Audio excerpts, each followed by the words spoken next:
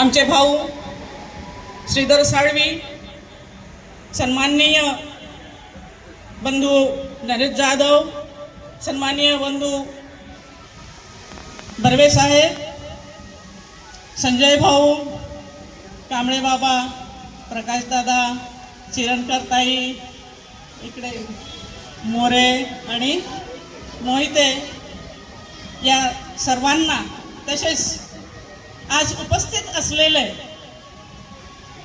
सर्व संघटनांचे, मुख्यतः सुपारक धम्मसेवा संघाचे कार्यकर्ते, प्रबुद्ध मित्रमंडळाचे कार्यकर्ते, सर्व शाखांचे कार्यकर्ते, महिला मंडळांचे कार्यकर्त्या, अध्यक्ष, उपाध्यक्ष, सेक्रेटरी आणि सर्व उपस्थित महिला बंधू आणि भगिनींनो, आपणा सर्वांना माझा मानाचा जय भीम.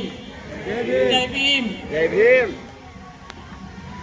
आज डॉक्टर बाबासाहेब आंबेडकरांची जयंती साजरी करण्यासाठी आपण इथे एकत्रित झालेलो आहोत. आपणास ज्ञात आहे की ही जयंती केवळ भारतातच नाही तर भारताच्या बाहेर देश विदेशात सामाजिक, राजकीय आणि सांस्कृतिक चळवळीची दिशादर्शक म्हणून साजरी केली जाते. आजचा दिवस केवळ डॉक्टर बाबासाहेब आंबेडकरांची जयंती म्हणूनच साजरा केला जात नाही, तर स्वातंत्र्य, समता आणि बंधुतेचा लढा देणारे दिशादर्शक आणि त्या लढ्याचे प्रतीक म्हणूनही देश विदेशात साजरी केली जाते. त्याचे कारण असे आहे की डॉक्टर बाबासाहेब आंबेडकर हे एक भारतीय इतिहासातीलच नव्हे तर जगाच्या इतिहासातील युग प्रवर्तक होते.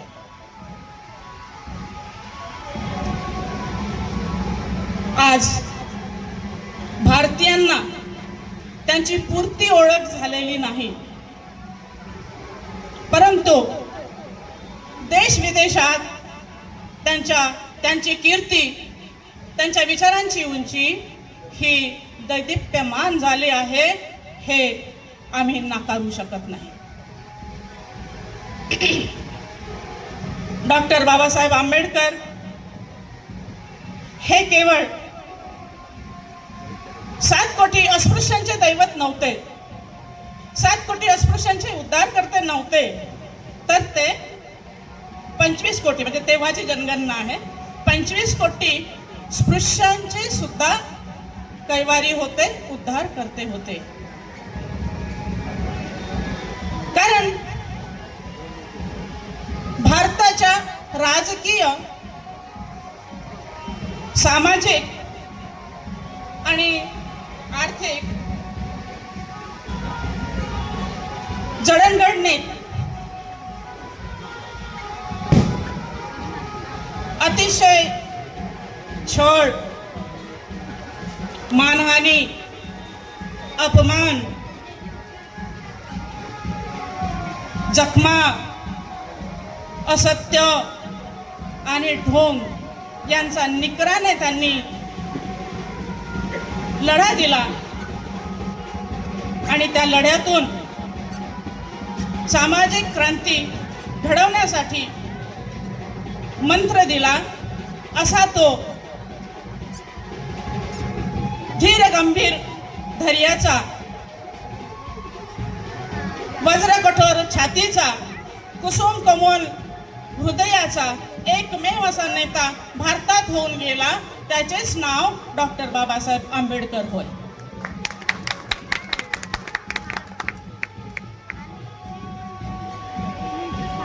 आज डॉक्टर बाबासाहेब आंबेडकर यांची उणीव केवळ त्यांच्या समाजालाच नव्हे तर संपूर्ण भारतीयाला भासत आहे. कारण जी राष्ट्रनिष्ठा डॉक्टर बाबासाहेब आंबेडकरांमध्ये होती, ती राष्ट्रनिष्ठा आज या देशातील कोणत्याही नेत्यात दिसत नाही, याच्या पूर्वीही दिसली नाही आणि याच्या नंतरही दिसणार नाही. राष्ट्रनिष्ठेने भारताचे प्रथमतः नागरिक आणि अंतिमतः नागरिक आहे असे म्हणवणाऱ्या डॉक्टर बाबासाहेब आंबेडकरांनी राष्ट्राच्या जडणघडणीसाठी विषमतेला गाडून समानता प्रस्थापित करण्यासाठी जी चळवळ केली, त्या चळवळीला अमूल्य असे स्थान आहे. आजही ती चळवळ जनामनात धगधगते आहे, आमच्या मनात ती अजूनही सलते आहे. आणि ते कशासाठी?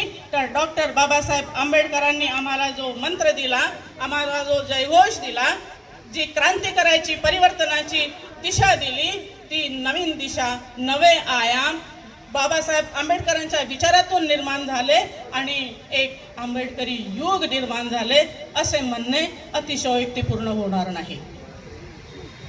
त्या महान क्रांतिकारकाला कुणी पदवीधरांचे अलेक्झांडर संबोधले, कुणी विद्वत्तेचा हिमालय समजले, कुणी प्रज्ञेचा महासागर म्हटले, कुणी परिवर्तनाच्या चळवळीतील वादळ म्हटले, कुणी पददलितांचे बाबा म्हटले. ज्या लेकरांसाठी ते झटले, त्या लेकरांचे ते बाप झाले. कारण जगात फक्त 7 महापुरुष होऊन गेलेत. त्या 7 महापुरुषात ज्याची प्रज्ञा ही अश्वमेघ करणाऱ्या आणि अश्वमेघात अजिंक्य होणाऱ्या महारथी सारखी आहे, होती, अशा त्या महापुरुषाचे नाव, त्यात एकमेव असे नाव, ते म्हणजे डॉक्टर बाबासाहेब आंबेडकरांचे होते.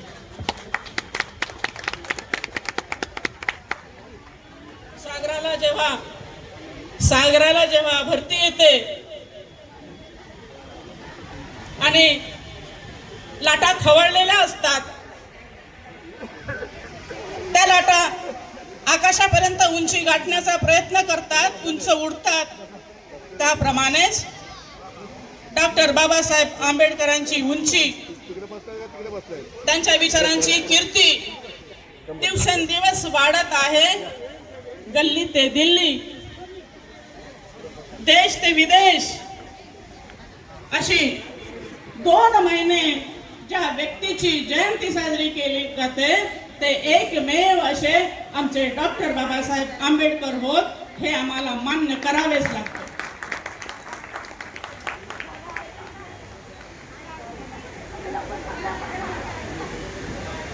त्यांनी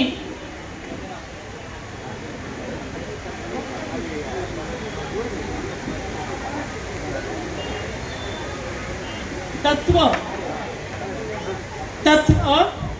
आणि नियम यात फरक असतो. तत्व आणि नियम यात फरक असतो, फार मोठा फरक असतो.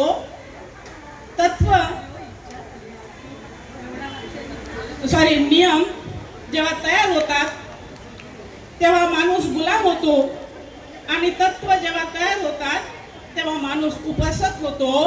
डॉक्टर बाबासाहेब आंबेडकरांना तत्वांचा उपासक होणारा देश निर्माण करायचा होता आणि त्यासाठी त्यांनी हजारो वर्ष मृतपाय झालेल्या माणसात प्राण ओतले. त्यामुळे हा मृतप्राय झालेला माणूस खडबडून जागा झाला, मुका बोलायला लागला, आंधळा बघायला लागला आणि पांगळा चालू लागला. एवढे मोठे महान कार्य हे डॉक्टर बाबासाहेब आंबेडकरांनी केले. त्यासाठी डॉक्टर बाबासाहेब आंबेडकरांनी मंत्र दिला. काय मंत्र दिला? शिका आणि शिकवा. शिका, फक्त एकटे शिकू नका, तर शिकवा, दुसऱ्यांनाही शिक्षित करा, तरच या देशातील अज्ञान आणि अंधकार नाहीसा होईल. शिका आणि शिकवा, सोबतच संघटित होऊन संघर्ष करा. संघर्ष कशासाठी? तर संघर्ष समतेसाठी संघर्ष करा. अन्यायाविरुद्ध लढण्यासाठी संघर्ष करा. संघर्ष हा आपल्या जीवनाचा भाग जरी असला तरी त्यासाठी एकट्या माणसांनी संघर्ष करता येत नाही. त्यासाठी एकीची गरज होत असते. एक मूठ जेव्हा तयार होते तेव्हा तिचा दणका जोरात लागतो. आजही आमच्या समाजात जागोजागी अन्याय होतात, ऑफिसेसमध्ये अन्याय होतात, जातीभेद पाळला जातो. अगदी मी जिथे होते तिथे देखील मला असा त्रास सहन करावा लागला, परंतु मी एकटी होते. एकटी असल्यामुळे मला संघर्ष करता आला नाही. पण मी जर एकजुटीने असते तर मी तिथे संघर्ष केला असता आणि तिथला जातीभेद दाबून टाकला असता. ही आहे एकीची जूट. ती एकजूट आपणात असणे अतिशय आवश्यक आहे. आणि त्यासाठीच आज जो मोठा सोहळा आजच्या संस्थेने भारतरत्न डॉक्टर बाबासाहेब आंबेडकर सामाजिक आणि शैक्षणिक संस्था यांनी आयोजित केला आहे, त्यात बहुतांश संघटना, बहुतांश शाखा ज्या एकत्रित झाल्या, हे बघताना मला अतिशय आनंद होत आहे. पूर्वी असा मोठा कार्यक्रम श्रीप्रस्थाच्या ग्राउंडवर व्हायचा आणि तिथे मी महिलांना मार्गदर्शन करायसाठी यायचे. असे काही वर्ष झाले आणि नंतर ते श्रीप्रस्थाचं ग्राउंड गेलं, तुटफूट झाल्या, शाखा वेगळ्या झाल्या, आपला कार्यक्रम करू लागल्या आणि आम्ही सगळे आमची शाखा करत राहिलो. तर कृपया हा शाखा शब्द सोडून द्या, आम्ही हा शब्द ठेवा. तेव्हाच ती एकजूट होईल आणि आपल्याला संघर्ष करता येईल. आपल्या इथे सविता जाधव बसलेल्या आहेत. त्यांनी त्या दिवशी मला फोन करून विचारलं, ताई तुम्ही रॅलीमध्ये नाही आलात? ताई तुम्ही रॅलीमध्ये नाही आलात कशासाठी? तर तुम्ही बघा, तुम्ही मागे म्हणाला होतात ना त्याप्रमाणे सगळे लोक आले, कोणी शाखा म्हणत नाही तो. तर मला अभिमान वाटला की चला कोणीतरी या गोष्टीचं अवलंबन करते आहे. असो, हा विषय वेगळा आहे. तर अशा प्रकारे भारतात माणूसरूपी वादळ निर्माण झालं आणि त्यांनी गुलामीच्या बेड्या तटातट तोडल्या. तो एकमेव माणूस म्हणजेच आपले डॉक्टर बाबासाहेब आंबेडकर.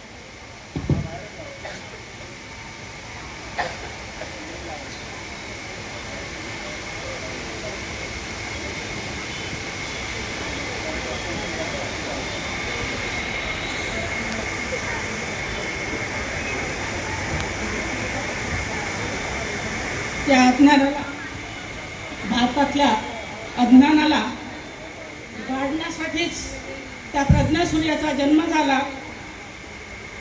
त्या प्रज्ञासूर्याचा समाजवाद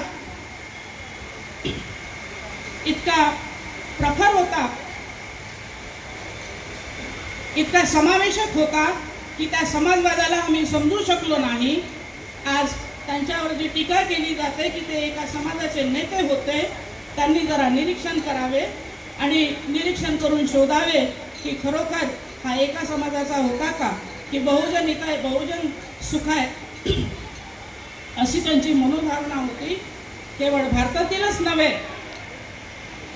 भारतातीलच नव्हे तर संपूर्ण जगातील संकटांना, संपूर्ण जगातील विचारांना एका कवेत घेण्याची ताकद त्या महामानवात होती. आणि आजही जी ताकद संपूर्ण जगाला आपल्या कव्यात देण्याची ताकद आंबेडकर वादात आहे हे आपल्याला मान्य करावेच लागेल.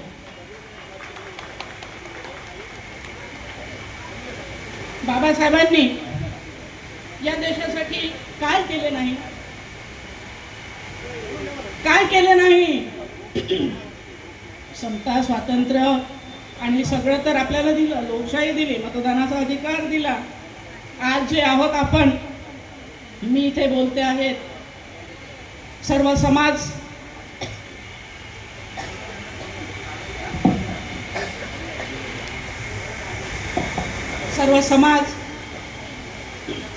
जो आज शिकतो आहे, मोठ्या मोठ्या पदावर जातो आहे, मोठ्या मोठ्या घरातून वावरतो आहे, चांगले कपडे घालतो आहे, चांगले अन्न भोजन करतो आहे, ते कशाचे लक्षण आहे, कोणाची देण आहे? ती माझ्या बाबासाहेबाची देण आहे. मध्यंतरी मेसेज फिरायचा, तुमच्या सर्वांच्या खिशाला जो पेन आहे ती बाबासाहेबाची देण आहे. हे अगदी सत्य आहे, त्रिवार सत्य. स्वातंत्र्यपूर्व काळात भारतीय समाज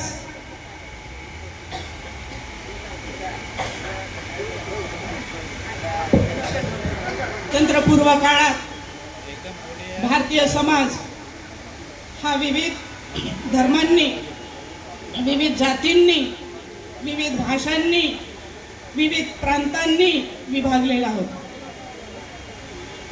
आज आपण असे बघत आहोत की समाजात सर्व जातीचे,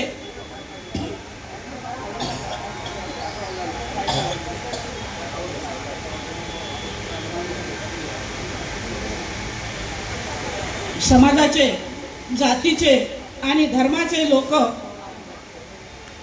जे संघटित दिसतात, जे एकोप्याने नांदताना दिसतात, ते केवळ डॉक्टर बाबासाहेब आंबेडकर यांच्या संविधानामुळे. या देशात प्रत्येक जाती, प्रत्येक धर्म हे इतके वेगळे वेगळे होते की कुणाचं उपास्य दैवत चंद्र, तर कुणाचं उपास्य दैवत सूर्य, कोणी पूर्वेची पूजा करतात तर कोणी पश्चिमेची पूजा करतात. परंतु या सगळ्यांना एकत्र नांदवण्याचे कार्य डॉक्टर बाबासाहेब आंबेडकरांनी संविधानाच्या मार्फत केले. आज जो समाज एकत्र नांदत दिसतो आहे ते बाबासाहेबांचे महत्त्वाचे कार्य आहे.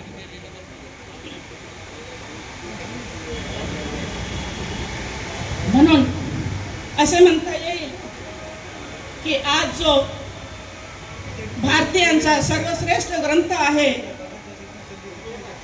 तो ग्रंथ म्हणजे ग्रंथराज भारतीय संविधान.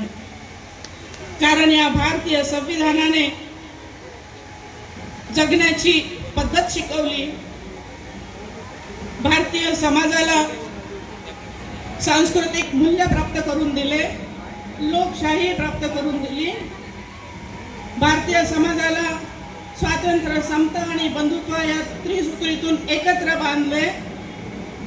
या भारतीय समाजाचे सक्षमीकरण डॉक्टर बाबासाहेब आंबेडकरांनी संविधानामार्फत केले आणि म्हणूनच तो ग्रंथ आज सर्वश्रेष्ठ आहे. त्या ग्रंथातून सामाजिक, राजकीय आणि सांस्कृतिक विचारांची गुरुकिल्ली ज्या महापुरुषाने या भारताच्या हातात दिली तो महापुरुष म्हणजेच डॉक्टर बाबासाहेब आंबेडकर.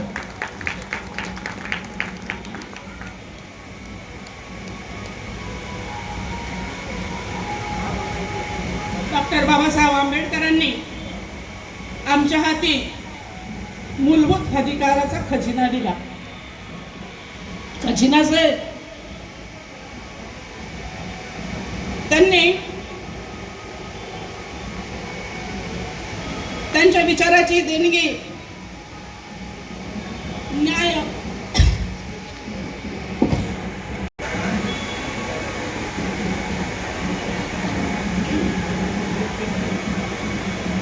डॉक्टर बाबासाहेब आंबेडकरांनी न्याय, समता, बंधुत्व आणि एकात्मता या विचारांची जी देणगी दिली आणि त्या देणगीमुळे आज जी भारताची प्रगती झाली त्याला एकमेव कारण म्हणजे डॉक्टर बाबासाहेब आंबेडकरांचे संविधान होय. या देशाला संविधान सुपूर्द करून 75 वर्ष झालेत. या 7.5 दशकात भारताची प्रगती आणि भारत हा लोकशाही प्रदान करणारा जगात एकमेव देश म्हणून त्याची कीर्ती आहे. ती देखील केवळ डॉक्टर बाबासाहेब आंबेडकरांच्या संविधानामुळेच आहे. डॉक्टर बाबासाहेब आंबेडकर यांचे विचार इतके क्रांतीप्रवण होते की त्यांच्या विचारांनी अनेकांनी आंदोलनं केलीत आणि भारतात एक नवे युग निर्माण झाले. त्या युगालाच आंबेडकरी युग असे संबोधले जाते. आज या आंबेडकरी युगाची आपल्या समाजाला अत्यंत आवश्यकता आहे. शिक्षणाशिवाय तरुणोपाय नाही. बाबासाहेब म्हणायचे शिक्षणाशिवाय तरुणोपाय नाही. बाबासाहेब ज्या विलायतेला जाऊन 18-19 तास अभ्यास करायचे. जेवायला पुरेसं अन्न नसायचं, खिशात पैसाही नसायचा आणि अशा परिस्थितीत त्यांनी अखंड परिश्रम करून विलायतेतील वेगवेगळ्या पदव्या घेतल्या. वेगवेगळ्या इतिहासकारांचे पुस्तकं आणि ग्रंथ अतिशय सूक्ष्मपणे अभ्यास केला आणि त्यातून त्यांना आढळले की आमच्या देशात जे शूद्राती शूद्र म्हणून गणना केली जाते आणि त्यांना मानवतेच्या अधिकारापासून डावलले जाते, ते कशामुळे? तर वैदिक हिंदू संस्कृतीमध्ये मनुस्मृती नावाच्या आचारसंहितेमुळे आमचे मानवीय अधिकार डावलले जात आहे यांचा त्यांना अनुभव आला आणि तसे त्यांना त्या इतिहासातून दिसून आले. त्यासाठी त्यांनी कार्य करायला सुरुवात केली. जेव्हा त्यांना कळले की आपला समाज इतका विचित्र अवस्थेत आहे, ते त्यांचं वय अतिशय छोटं होतं. अगदी बालवयापासूनच त्यांना अस्पृश्यतेचे चटके सहन करावे लागले. अस्पृश्यतेचे चटके सहन करताना शाळेत तेव्हा त्यांना स्वतःच्या घरून गोंडपाठ घेऊन जावं लागेल. आज ती परिस्थिती राहिली नाही. आज आपल्याला त्या सुविधा सगळ्या ज्या निर्माण झाल्या त्या डॉक्टर बाबासाहेब आंबेडकरांनी कलम 45 मध्ये सांगितले की विद्यार्थ्यांना मोफत आणि सक्तीचे शिक्षण दिले जावे आणि तिथून सुरुवात झाली शिक्षणाला. बाबासाहेब आंबेडकर जेव्हा लहान होते तेव्हा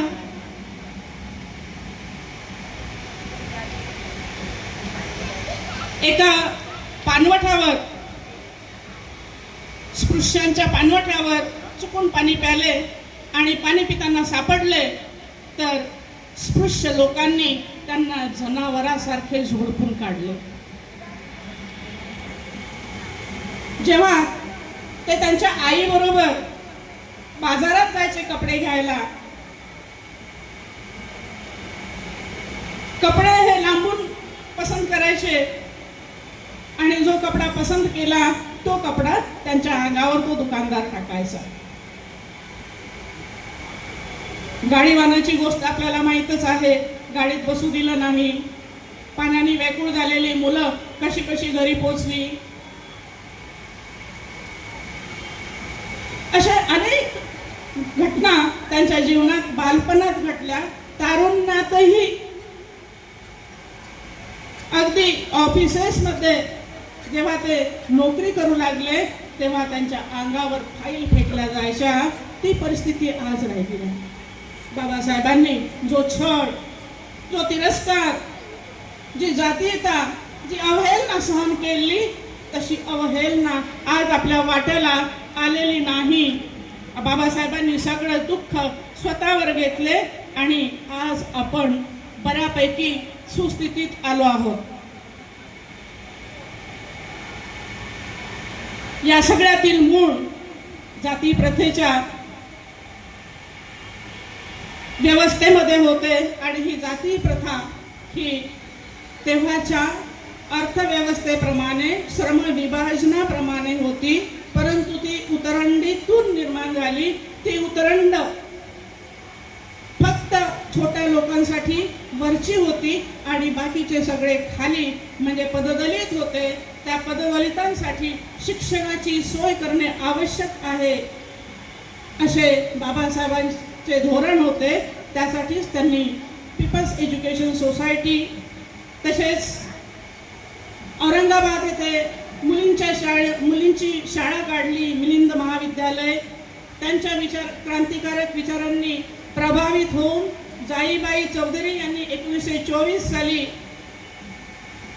महिलांसाठी संत चोखामेळा ही शाळा काढली. शांताबाई दानी यांनी त्यांच्या विचारातून प्रभावित होऊन प्रत्यक्ष राजकारणात सहभाग केला आणि स्त्री शिक्षणाची चळवळ गतिमान केली आणि आज सर्व स्त्रिया शिक्षण घेत आहेत, मोठमोठ्या पदावर जात आहेत, राष्ट्रपती पद, प्रधानमंत्री सारखे पद भूषवत आहेत. हे सगळे बाबासाहेबांमुळे घडते आहे, हे या भारताने कधीही विसरू नये. खरं तर आज सर्व समाजातील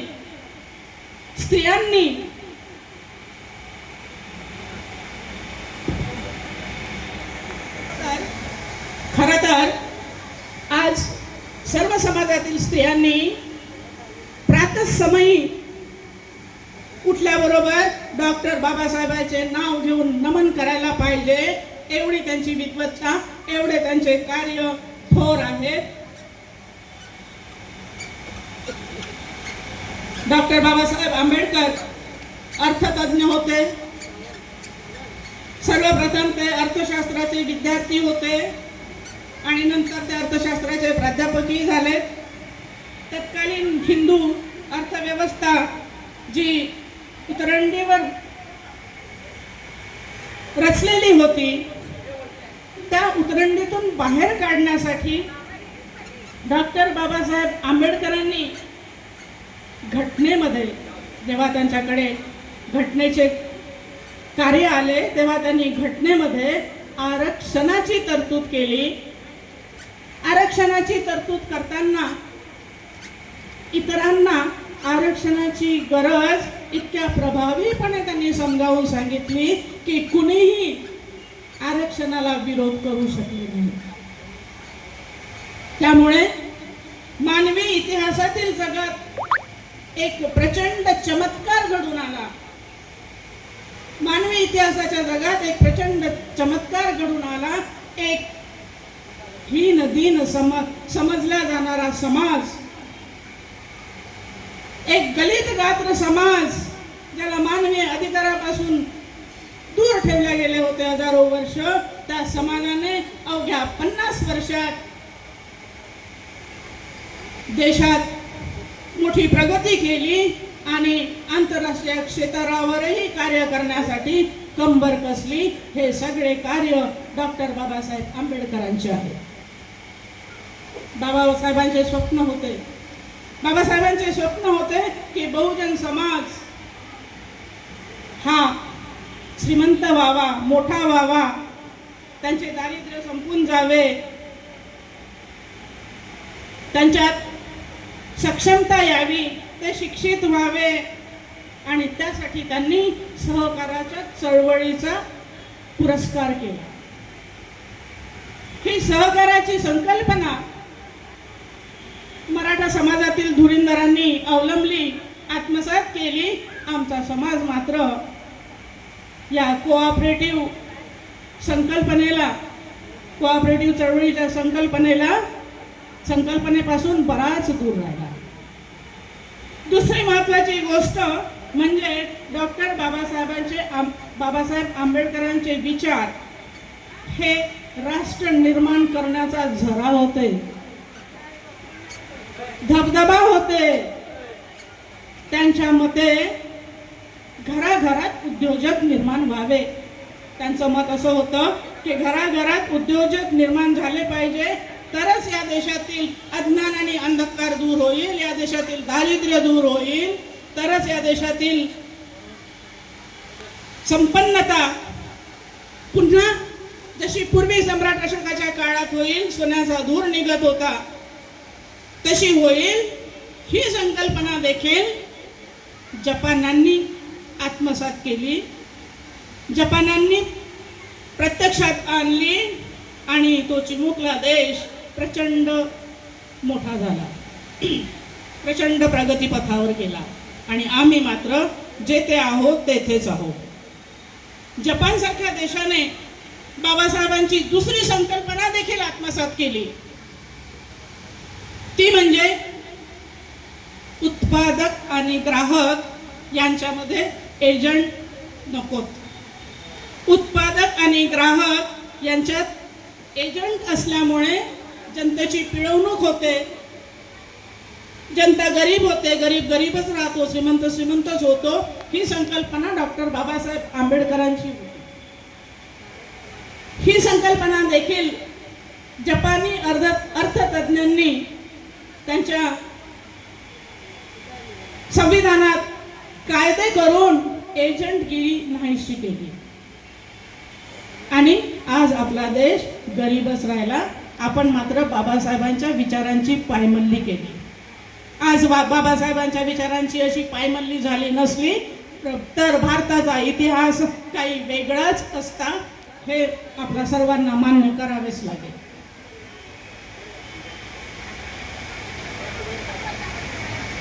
याचे एजंटगिरीचे एक उदाहरण म्हणून मी सांगते तुम्हाला, कदाचित लक्षात आलं नसेल म्हणून. आज शेतकरी जो आपला माल विकतो तो पहिल्यांदा एजंट थ्रू विकतो आणि नंतर तो मार्केटमध्ये जातो. ही एजंटगिरी. शेतकऱ्याला कमी भाव मिळतो आणि जेव्हा तो पुढे जातो तेव्हा तो महाग होतो आणि महाग असा माल हा सामान्य जनतेपर्यंत जातो. अशी ही पिळवणूक भारत सरकारच्या लक्षात येत नाही आणि त्यामुळे आज भारत हा गरीब आहे. गरीब हे गरीबच होत जातात, श्रीमंत हे श्रीमंतच होत जातात. गरीब आणि श्रीमंताची दरी ही कायम ठेवण्याची षडयंत्र आजही भारत सरकार करत आहे असे मला म्हणावेसे वाटते. आज शेतकरी आत्महत्या करतात, जागोजागी बेरोजगारी आहे, दारिद्र्य आहे, अत्याचार होतात, अन्याय होतात, बलात्कार होतात, जातीभेदामुळे कितीतरी लोकांच्या झोपड्या जाळल्या जातात. हे सगळं कशामुळे होते तर डॉक्टर बाबासाहेब आंबेडकरांचे विचार आत्मसात न केल्यामुळे होते. हे विचार जर आत्मसात केले असते तर आज भारताचा विकास हा जबरदस्त दुप्पट तिप्पट पटीने झाला असता. बाबासाहेबांचे आर्थिक विचार द प्रॉब्लेम ऑफ रुपी या प्रबंधातून प्रसिद्ध आहेत. त्याचं जर अवलंबन भारताने केलं तर आज जो आंतरराष्ट्रीय व्यापार बहुतेकांना माहीत आहे, आज जी सगळीकडे मंदी पसरते आहे, मार्केट घसरलेलं आहे वगैरे वगैरे, तर त्या ग्रंथाचा जर अवलंब केला तर भारताचा आंतरराष्ट्रीय व्यापार सुधारू शकतो आणि ती सुधारणा झाल्यामुळे भारत उच्च प्रतीचा आंतरराष्ट्रीय क्षेत्रातील विकसित देश होऊ शकतो. अशा या स्वातंत्र्य, समता आणि बंधुता या त्रिसूत्रीचा अवलंब करणाऱ्या महामानवाने शेवटी एकच विचार केला की ज्या धर्मात आम्हाला मानाचे स्थान मिळू शकत नाही, ज्या धर्मात आम्हाला मानवतेचे मूल्य जपता येत नाही, त्या धर्मातून बाहेर पडायचे. त्यांनी सर्व धर्मांचा सूक्ष्म अभ्यास केला सूक्ष्म अभ्यास केल्यावर त्यांना एकच लक्षात आले की तथागत भगवान बुद्धांचा धम्म हा जो आहे तो अंधश्रद्धा नाकारणारा आहे, अज्ञानाला दूर सारणारा आहे आणि त्या धम्माचा त्यांनी अवलंब केला. भारतात बौद्ध धम्माच्या वृक्षाची पालवी जरी सुकलेली होती तरी त्याची मुळे मात्र टवटवीत होती. त्यामुळे ती टवटवीत असलेल्या मुळांना थोडं जरी जलसिंचन केलं तर हा वृक्ष परत फोफावणार होता याची खात्री डॉक्टर बाबासाहेब आंबेडकरांना होती. म्हणून त्यांनी 14 ऑक्टोबर 1956 रोजी आपल्या 7 लाख अनुयायांसोबत त्या बौद्ध धम्माच्या वृक्षाला जलसिंचन केलं आणि प्रचंड गर्जना केली की आज जो वृक्ष फोफावत आहे तो वृक्ष कधीही सुकणार नाही, तो असाच पुढे फोफावत जाईल आणि ही गर्जना आज सत्यात उतरताना दिसत आहे. अशा या महामानवाला मी त्रिवार वंदन करते. आपण त्या महामानवाच्या वाटचाल आपले सर्वांचे स्वागत करते. असेच आपण त्या वाटचालीवरून जात राहू. आणि मला इथे बोलण्याची संधी उपलब्ध करून दिली हा माझा बहुमान समजते आणि माझे हे वाढलेले शब्द थांबवते. आपण सगळे ऑर्केस्ट्राची वाट बघत आहात हे मला समजते आहे, म्हणून नव्हे पण प्रचंड येणारा खोकला आणि ह्या सगळ्या गोष्टीमुळे मी थांबवते आहे.